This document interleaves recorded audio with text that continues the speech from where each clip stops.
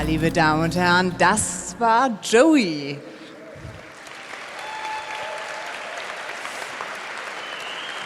Das war der unvergleichliche Joey. Ich glaube, dieser kleine Galopp hier durch diese schöne Halle hat schon einen kleinen Vorgeschmack darauf geweckt, was uns erwartet, wenn dieses preisgekrönte, hochgelobte und tief bewegende Stück endlich zu uns nach Berlin kommt. Mein Name ist Titel von Hardenberg. Ich habe die große Freude und Ehre, heute diese ganz besondere Produktion mit vorstellen zu dürfen. Und als allererstes den Produzenten des Stückes, der natürlich nicht nur der Produzent ist, sondern auch der Geschäftsführer der Stage Entertainment Deutschland. Bitte einen großen Applaus für Johannes Mock-O'Hara.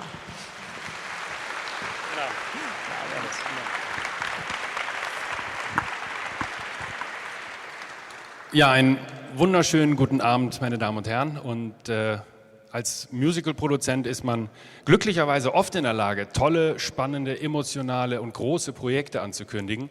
Aber ich kann Ihnen wirklich versichern, heute Abend ist es für mich ein ganz besonderer Abend. Es erfüllt mich mit ganz großem Stolz, eine Produktion, die vom National Theatre of Great Britain produziert wurde, in London. Das ist die Kulturikone Großbritanniens und eine Produktion, die dieses Theater erschaffen hat, nach Berlin zu holen und in ein Musical-Theater zu bringen, das ist für mich ein ganz fantastisches Projekt, eine Herausforderung an sich. Aber ich muss sagen, am meisten hat mich von Anfang an diese Produktion überzeugt. Als ich zum ersten Mal von dieser Show gehört habe, gut, ein Pferd, da sind Männer drin und die sieht man und ein Pferd spielt die Hauptrolle und das spricht noch nicht mal. Das ist schon etwas ungewöhnlich. Ja? Und natürlich, wie Titel von Hardenberg eben schon sagte, es ist kein Musical. Aber ich bin sowieso kein Freund von dieser Kategorisierung von Theaterstücken. Es gibt gutes und es gibt schlechtes Theater. Diese Produktion gehört zum Besten, was die Theaterwelt, und so, das kann man wirklich so sagen, die Theaterwelt in den letzten 10 Jahren gesehen hat. Und diese Produktion ausgerechnet nach Deutschland zu holen, in die Hauptstadt, in den Nukleus der deutschen Geschichte und eine Botschaft rauszusenden über Frieden und Loyalität und Krieg bitte nie wieder, das ist für mich etwas ganz Herausforderndes, etwas Großartiges. Deswegen freue ich mich auf eine tolle Produktion hier in Berlin. Herzlichen Dank. I'll wager a hatful of guineas against all the songs you can sing, that someday you'll love and the next day you'll lose, and winter will turn into spring. And like barleycorn who rose from the grave, New Year will rise up again. Till then, put your trust in tomorrow, my friend, for yesterday's over and done. And the snow falls, the wind calls, the year turns round again. And like barleycorn who rose from the grave, New Year will rise up again. Ja, jetzt darf ich 3 der ganz wesentlichen Köpfe hinter dem Stück auf die Bühne bitten und wir werden von ihnen einfach mehr erfahren, wie es alles dazu kam. Als erstes und wichtigstes natürlich Michael Morpurgo, der preisgekrönte Kinderbuchautor, der den Roman geschrieben hat, mit dem alles anfing. Bitte, Michael Morpurgo.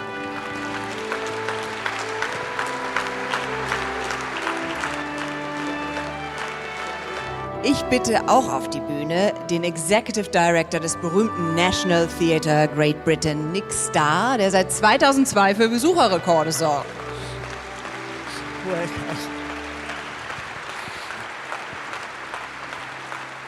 Und den Mann, der die deutsche Stückfassung geschrieben hat und für die Bühnen adaptiert hat, was ja für Deutschland nicht gerade der leichteste Job ist, Dramaturg und Autor John von Düffel.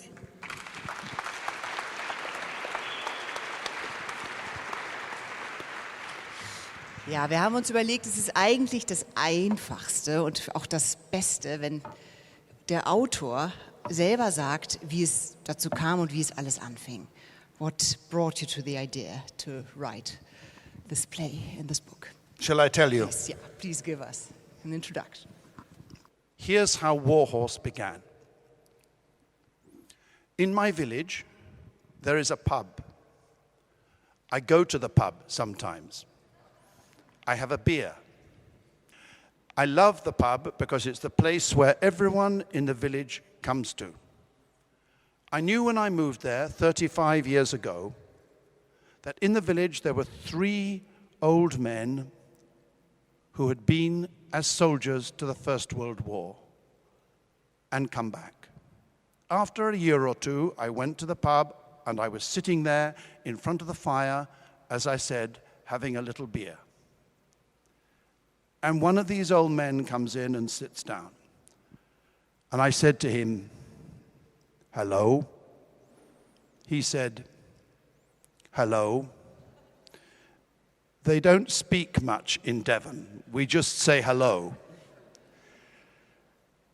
And then I thought, ask him, Michael, ask him. He told me many things, most of them deeply sad and horrible. But one thing he told me touched my heart. He said that as a 17-year-old soldier, like all his friends, he was terrified all the time. And the one thing you couldn't talk about to your friends was your fear. And you couldn't talk to your friends about how all you wanted was the shelling to stop, the bloodshed to stop, and to go home, because that's what everyone was feeling too. So he said, I told my best friend, and I said, "Who was your best friend?" And he said, "My horse." And he told me he would go to the horse lines at night where they lined up to have their hay. And he would stand there, and he'd put his hand on the neck of his horse, and he'd tell that horse all the things that he couldn't tell his friends, his human friends. And he said the horse felt to me like warm velvet. And then he said something which was extraordinary. He said, "I know you think I'm a bit sentimental, but I'm telling you, that horse listened. That horse may not have understood everything, of course not, but that horse knew I needed his friendship." I was so touched by this conversation, I went home, and the very same day, I rang up a museum in London called the Imperial War Museum, who are the experts on the history of war in Britain. And I said on the phone, "Do you know how many horses died in the First World War?" And they said, "Well, we do know that about 1 million went from Britain to France and Belgium." And I said, "Yes, but do you know how many came back?" And he said, "Yes, that we know exactly. It was 65,000. So I did the sums in my head, as you were doing. And what came out of these sums was this, that the horses and the men from my country died in the same numbers. In my country, we lost nearly 1 million men. In your country, a lot more. I calculated because I knew that in the whole of the First World War, around about 10 million soldiers died. So about 10 million horses died. And then I'm thinking, how did they die? Well, they died the same way as the men. They were blown up by shells. They were drowned in the mud. They were machine gunned. They died of exhaustion. In other words, horse and man suffered together.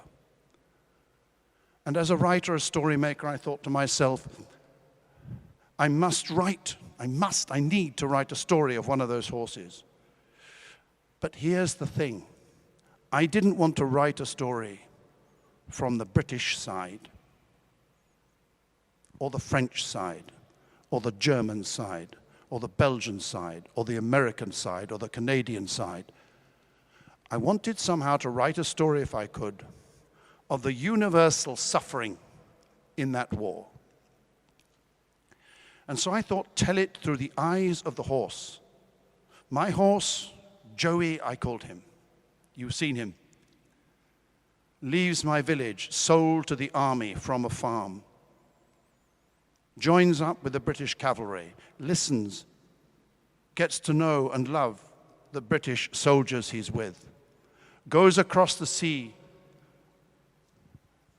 and is captured by the German army, gets to know those soldiers and love them too, gets to winter on a French farm over whose country this is all being fought, gets to know them too. I thought you could do that, but only if the horse tells the story. Well, horses don't write stories. I thought it's silly, it's sentimental. And then something happened, which made me write it. The children who come down to the farm live in a big, big house, just down the road from where I live. And I went down the road on a Thursday night, November, dark, to read them a story, which I always did the night before they went home after their week on the farm. I walked into the yard, the stable yard where we keep the horses. There was the house with a few lights on, and one light over the top of the stables. And I heard a voice, and then I saw him. It was a little boy called Billy in his slippers, and it was raining.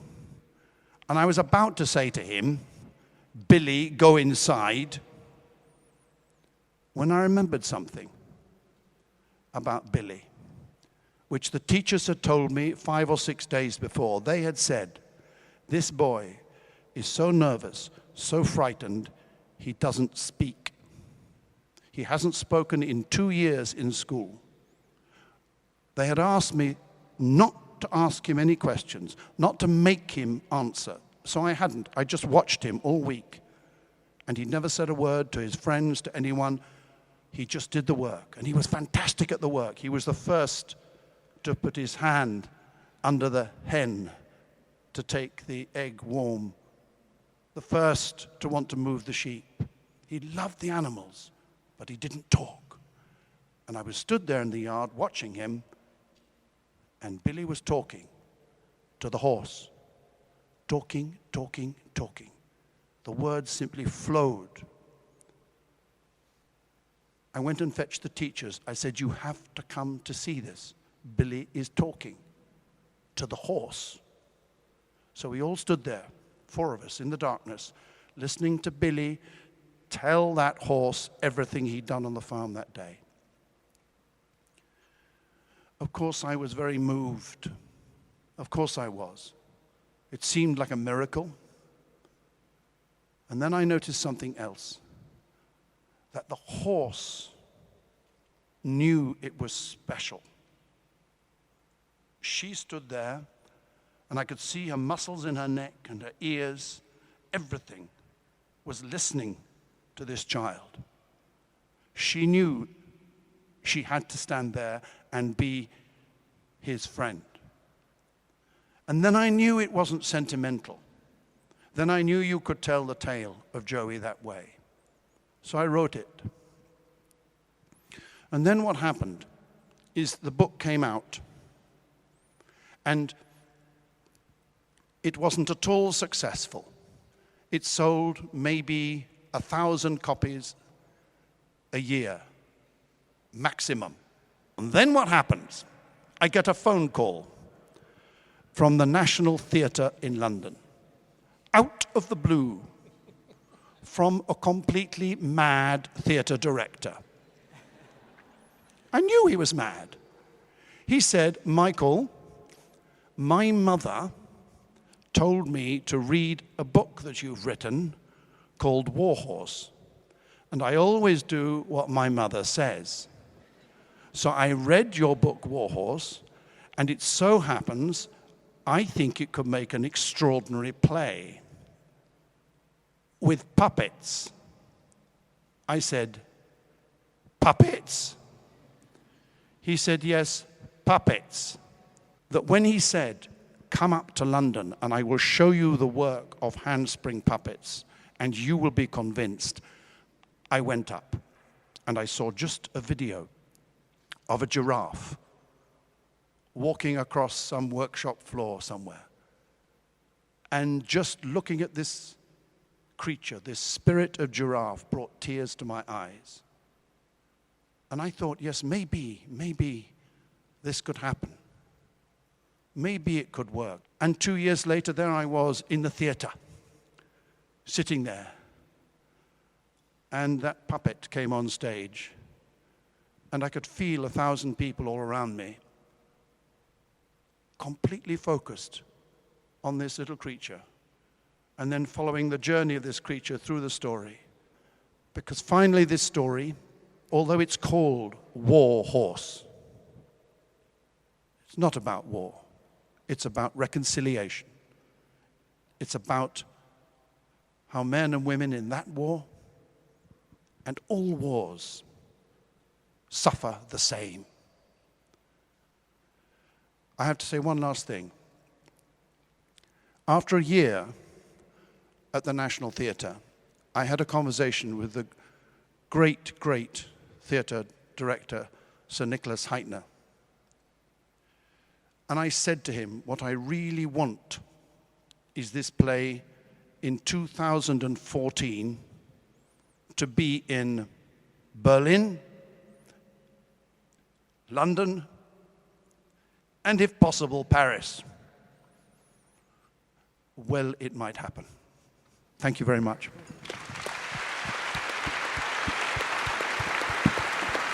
Tim is going to just sing the most wonderful song in the show. So that's why I wanted you to stop clapping, because this is beautiful. He has a voice like an angel. Listen.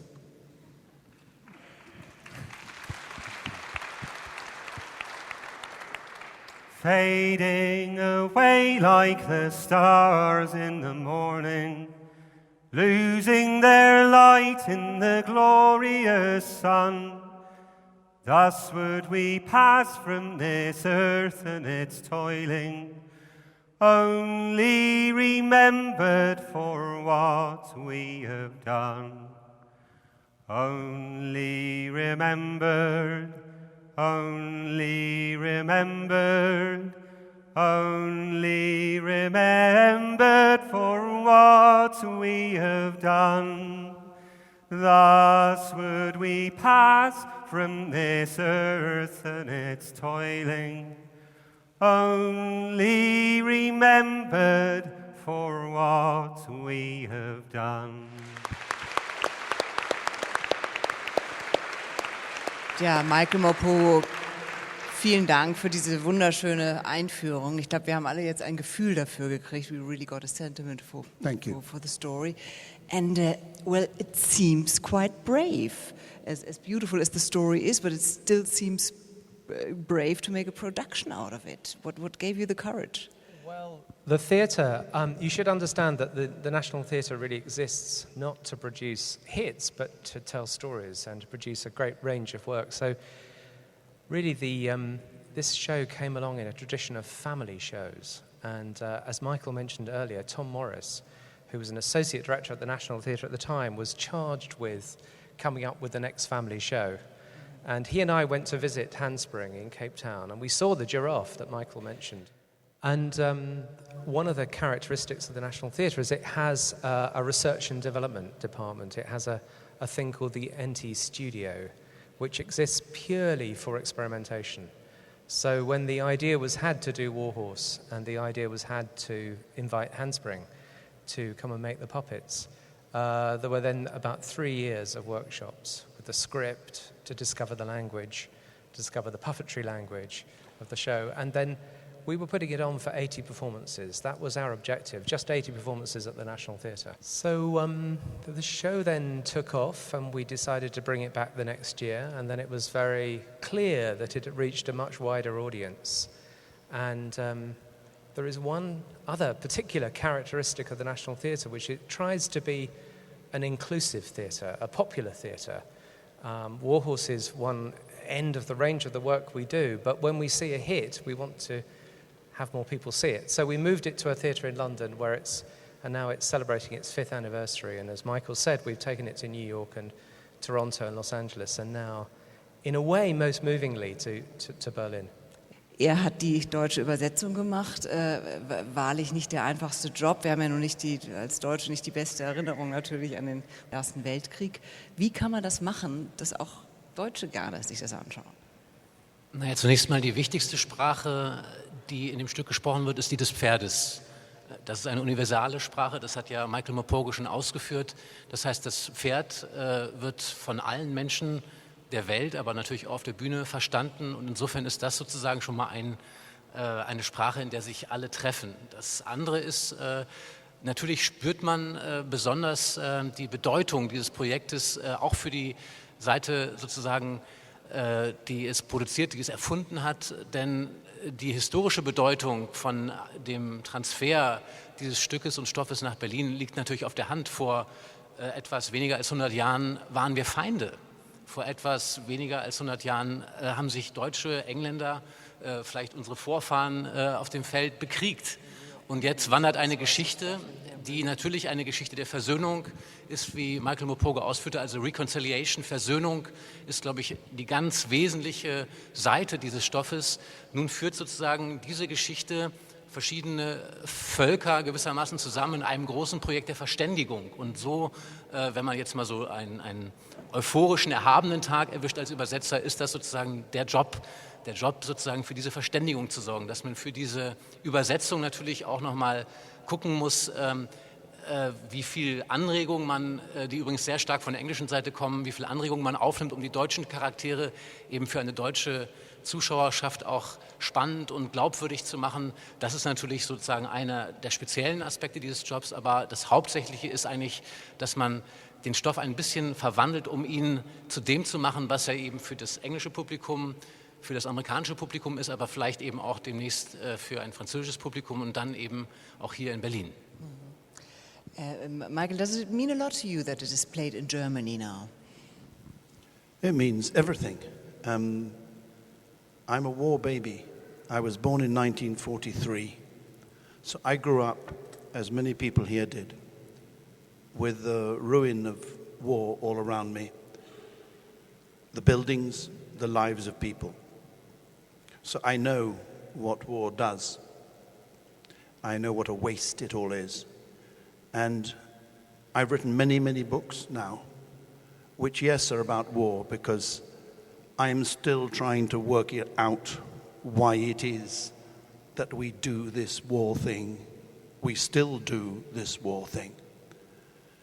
And I suppose the symbolic moment of the triumph of the reconciliation in Warhorse is the show coming to Berlin, that 100 years afterwards, we know it happened, we know the consequences of what happened, and yesterday's over and done, and we move on.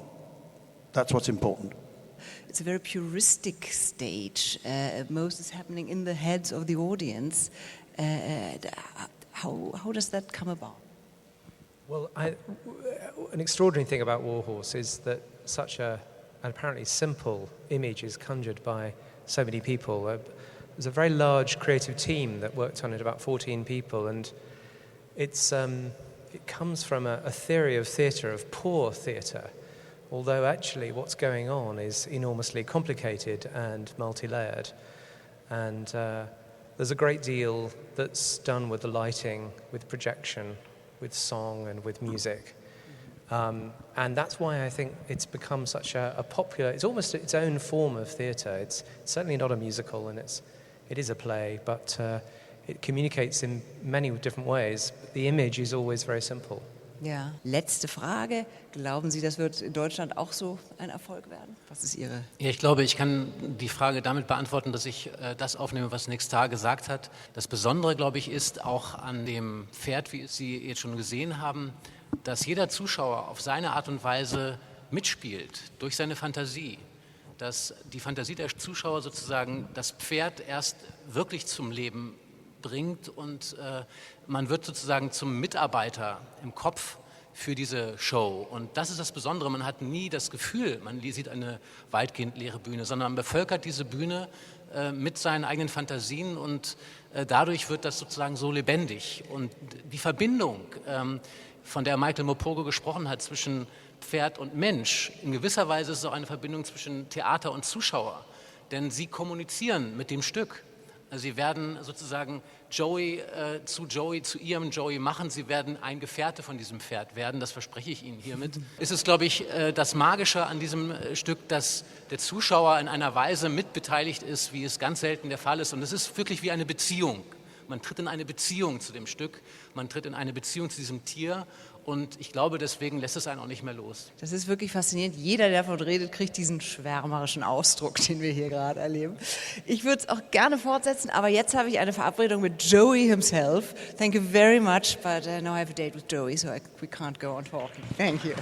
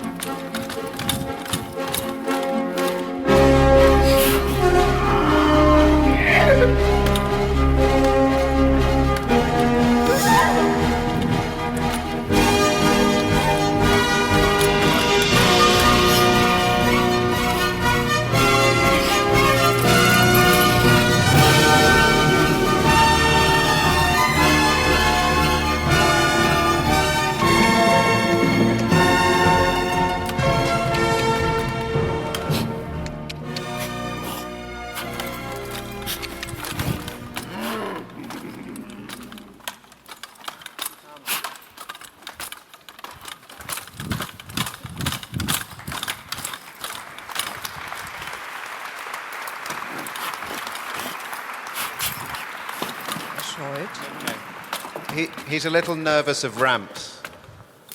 Come on, Joey. Okay. Joey, this is Titel.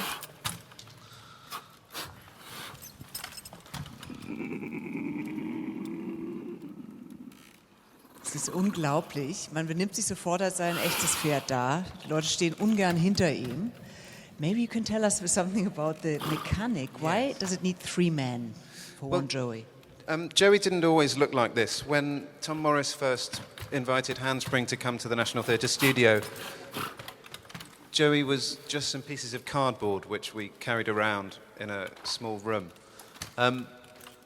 We needed to work out whether we could make a horse that could carry a person in a cavalry charge. And so we found 2 people and we put a ladder between their shoulders and we put another person on top of the ladder. And they seemed to be able to do that. And so we started to develop the story with different types of puppet, and over the course of 2 years of workshops, this Joey finally emerged. We're trying to tell a story in which one of the main characters is a horse. And so we need to find actors who can play a horse together. And it's not often that you'll hear people complaining that the problem with actors is that they've got too much brain.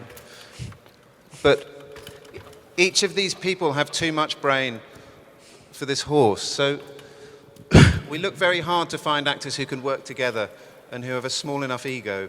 Each of these puppets is handmade in Cape Town in South Africa, from cane and from aluminium and from pieces of wood. The highest technology in the puppet is a bicycle brake cable. Everything else is from the 18th century. And it takes 3 people. The head puppeteer is in control of the head, of course, he can see things for Joey. He can hear things, he can smell things, and occasionally he has an idea. He's in control of these ears, which are the proudest achievement of Adrian, who's designed this puppet. And he moves the neck around freely outside the puppet. We never hide our puppeteers. They're always visible to the audience throughout the show. But the head can't do anything without a body. And Nick, who's here the heart puppeteer, is responsible for all of the emotion and breath and heart of the animal. And so if David hears something, then Nick will tell him what he thinks about it. Nick's also in charge of the breath of the horse, which is a very important part of our teaching and philosophy. And here at the hind of the horse, Matthew is in charge of the weight and the balance. He's also the engine room of the animal. This is where all the power comes from. And along with the ears, the other key emotional indicator for a horse is the tail, which Matthew's also in control of. And when a horse springs into movement, it's from the hind that it moves. Whether it's walking or trotting or galloping.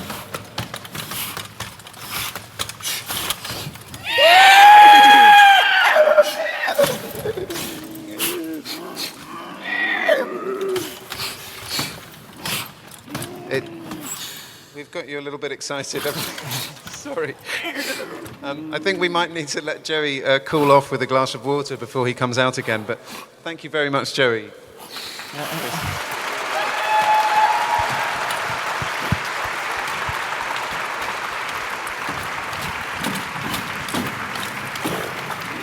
Ja, das hat ihn jetzt ein bisschen aufgeregt. Das muss er erstmal gehen. It's quite heavy. How long can they be in there? It depends what they're doing. You do get used to the weight, but it does get a bit heavier when there's someone on top. And can they exchange roles? We train the puppeteers to specialize in one part of the puppet, and that allows them to build up the strength and skills for that.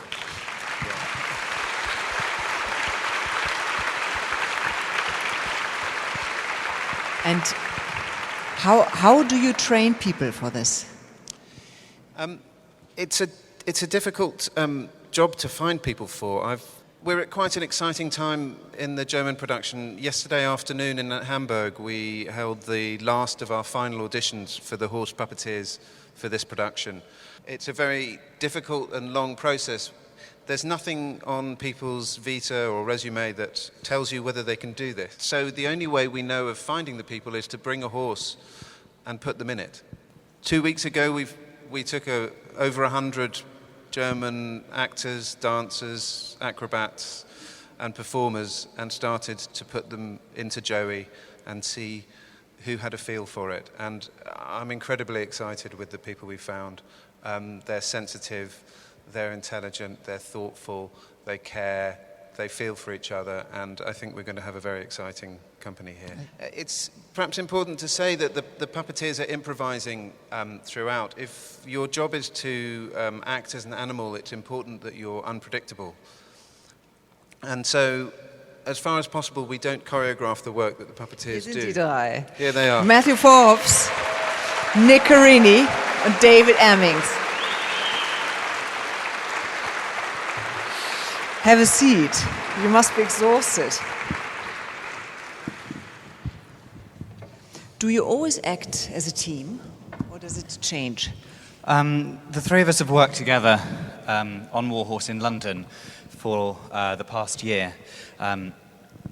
Sorry. Yes. And Atem. The three of us do work very, very closely together. You have to work closely together to get the puppet to look as lifelike as possible, I think. We really have to be aware of each other's rhythms and how we work to make sure that we're doing it justice. We get hello? There we go. We get very close with each other. We become like a little family. Do you actually breathe together? We do. It's how we communicate the most is through breath. So if maybe one of us wants to start a movement, we will communicate with each other through a breath, maybe an intake of breath or to let the other team members know that we're about to do something or we're about to walk on or trot or gallop, whatever it may be. I suppose, very similar to what Mervyn said earlier, that during the show we never talk to each other when we're on stage. So there are certain bits of the show that are very much choreographed, but there's a lot of improvisation in the show. Again, just going back to us having to work closely as a team, I suppose, isn't it? So. Yeah, and do you sometimes move to different directions without wanting to do that? Sorry, say again? Did you sometimes gallop away in two different directions? Yeah, sometimes. Sometimes. It's usually very early on in the rehearsal process. I think you become very close and you get an understanding. You're on stage for 2 hours at least every night, so you very quickly become three become one, basically. So even if I think, I see that over there, I quite like to go there, before I've even finished my thought, Nick's already thinking it and is already moving over there. So it's fascinating. Yeah, now you're going to train the new team, but without their help. You start all over again. That's right. The puppeteers are trained over 2 months. We start rehearsing before the other actors because on day one of rehearsals, when the director says, "Can the horse walk in?" we need to be able to do that. But the puppeteers continue to learn throughout the run of the show, and I think one of the joys of performing the show, which hopefully communicates to the audience, is that these are fantastic performers who are getting better with every performance and exploring this art form in a deeper way by being able to perform the show. Thank you very much for giving us this insight. Thank you very much.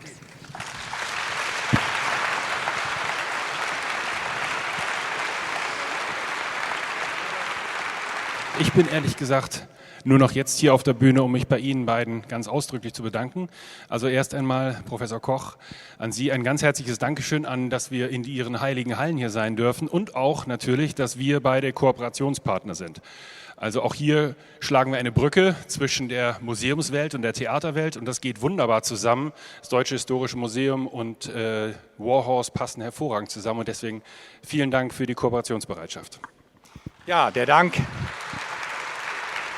Herr Mock-O'Hara, ich habe Ihnen zu danken, denn in der Tat ist es ein Brückenschlag zwischen der Musical- und der Theaterwelt und dem Museum.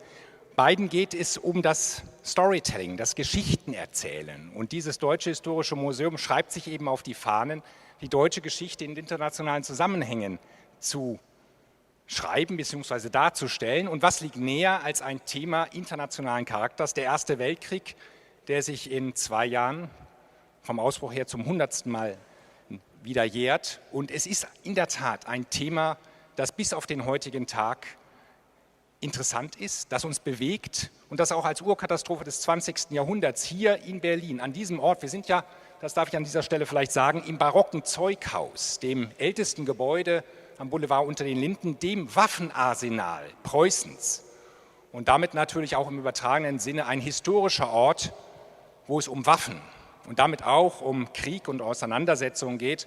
Und was liegt näher, als an diesem überdachten Innenhof hier ein solches Thema an diesem heutigen Abend zu präsentieren. Ich bin dankbar für die Kooperation. Ja, vielen herzlichen Dank.